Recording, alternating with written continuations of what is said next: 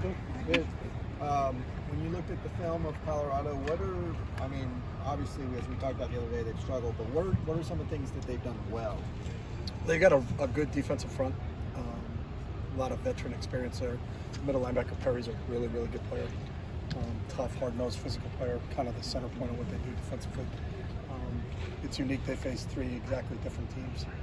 You got to go play the option in game 2 against Air Force, and that's a totally kind of a game changer for you. They got a decent scheme from a run standpoint, and the RPO's off of it. I think they just got to get settled at the quarterback spot, because in the Minnesota game they played all three. So they played Lewis and Stroud and McDannald. So I think if they can get the quarterback position straightened out, it's a good scheme, both offensively and defensively. So do you prepare for all three quarterbacks? Or? You have to, because they played all three, and they played all three in the last game. So that's kind of just part of the process. Lewis is a little bit more of a runner of the three of them. So we just have to be aware. I think you may get multiple quarterbacks in the game. We got to be aware of who's in the game, what their strengths and weaknesses are, and how is the play calling kind of, does it change depending on who the quarterback is. Have they been doing different kind of play calling or game plan stuff? You couldn't tell. McNown went in for the last 4 minutes of the game. Young kid, accurate lefty. Looks like he's got a pretty good grasp of what they're doing offensively.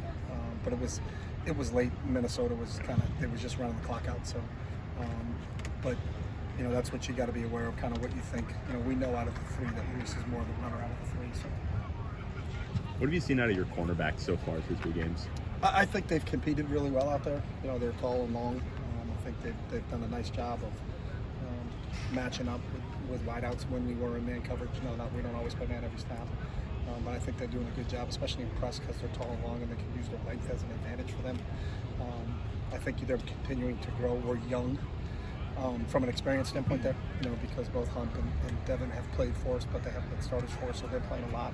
And then Aziz is every week just keep getting better. Transferred in from Wyoming, and as the longer he gets, the more experience he gets in our system.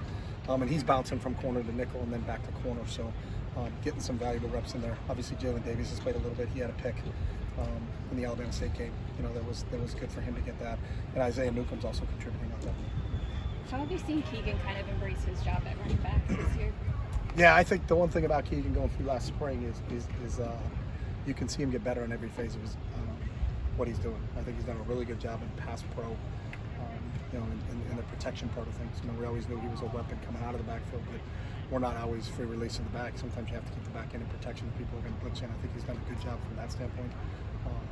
He's been really close on a couple runs to really breaking some big ones for us. So we're excited for him to continue to grow that way. But he's got a tremendous work ethic and has done a really nice job kind of fitting in as that guy behind Zach, so that we don't, our game or our play calling doesn't drop off when Keegan's in the game compared to when Zach's in the game. When we're Go ahead. When we're watching the cornerbacks and giving up like a 3rd down, is that knowledge of down and distance? Is that part of? That's part of what's going on, and then the play call. I think in one of those situations that happened the other day, we called for press, but the corner wasn't in press. So, just really they got to understand why we called press. It was a 3rd and long situation, 3rd and medium situation. We don't want to be 10 yards off on 3rd and medium. We want to be up a little bit closer to our work. So, but that's a process that you learn once you start playing games. And is part of that just experience too for for all those guys? That's the one thing with them. I think they're doing a really good job there, and they're gaining valuable experiences along the way. But they haven't played a ton of snaps. Now that we've got 3 games under our belt, you can see them just playing with a little bit more confidence and trusting their techniques and understanding. Really kind of then it starts to get into situational awareness and understanding where they fit in terms of what we're doing and what the play call is. I wanted to ask you a couple questions about Jake. When you found out that Jake might come here, what jumped off on film about him to you first? Well, we knew of them. I know Coach Cutcliffe really well. So when Coach Cutcliffe left Duke, just talked to him about his players, and he gave me a great recommendation about Jake as a player. And then when you watch the tape, he was the leading receiver in the ACC. On a team that really didn't have a rushing attack. And I think when people played Duke, you knew they were going to throw the ball, and you knew they were going to throw the ball to Bobo, and he still caught it. So his ability to make contested catches was really impressive. He played a Thursday night game against Louisville, where even the announcers and everybody said, this is going to Bobo, and it went to Bobo, and he still was making catches. So, you had a kid that can win in one-on-one situations. then when you met him as a person and understand his mindset, his work ethic, and what he wants to get accomplished, it was just everything we learned after we saw the film, and we fell in love with him when we watched the film. But then when you meet him as a person, just what his mindset is, his toughness, what he brings from a work ethic standpoint, from a leadership standpoint, I think has been outstanding. So we're really excited to have Jake here. I'm sure you've coached a lot of players that come from football backgrounds like he does. Mm-hmm. What is the difference that you find in those players? I mean, obviously his dad was an SEC quarterback. He's been a long-time coordinator. His dad, that's not his dad. His dad was a linebacker at Dartmouth College. Was a linebacker. He's a linebacker. Yeah, I'm sorry. Yeah, That's so his dad and mom. His mom was an outstanding hockey player at Dartmouth, so they both went to Dartmouth together. So he comes from an athletic football family, and I think he grew up around sports, and I think that's a real big deal for him. I think he's one of those kids that just went from one season to the next season to the next season. So he's got a really athletic mind in terms of processing things and how it works. And he's got a burning passion and desire to be great, and I think that's the one thing that you notice every day with him is that's what he's trying to do. Is the learning curve different for guys that come from that background? It could be. Some guys pick things up instantly. Other guys, they have to work at it a little bit. I think every kid's it's done on an individual basis, but Jake picked things up really quickly. And our tight end coach, Jeff Ferris, came from Duke, so I think he did a decent job of being able to help bridge that gap. Because most of the time, people are doing the same things. Like at Duke, they called it this. At UCLA, we call it that.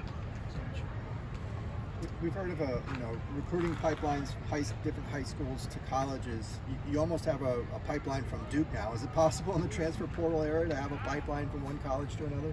I think we got 2 from Duke this year. I think our relationship with Coach Cutcliffe helped because I think both Gary and Jake's respect for Coach Cut was a big deal, and then their respect for Coach Ferris was kind of part of it. But I don't know. Things changed so quickly with the transfer deal.